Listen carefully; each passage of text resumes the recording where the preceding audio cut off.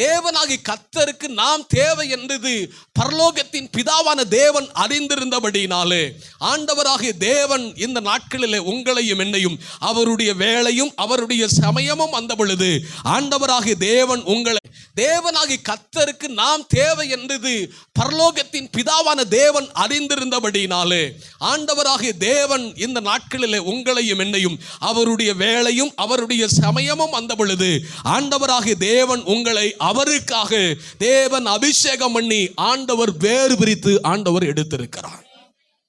இந்த தாவீதையும் ஆண்டவராக தேவன் அவிதமாக தேவன் அபிஷேகம் பண்ணினார். அவனை ஜாதிகளுக்கு முன்னதாக தேவன் அபிஷேகம் பண்ணினார். அவனுடைய தகப்பனும் தாயும் அவனை வெறுத்த பொழுதும் அவர்களுக்கு முன்பாக தேவன் அவனுடைய தலையை எண்ணெயால் நிரப்பினார். தேவன் அவனுடைய சகோதரர்கள் அவனை வெறுத்த பொழுதும் அவனை உதறி தள்ளின பொழுதும் அவர்களுக்கு முன்பதாக ஆண்டவராகிய தேவன் தாவீதை அபிஷேகம் பண்ணினான். அவனுடைய கண்கள் முழுவதுமாக விதும்பி இருந்தது.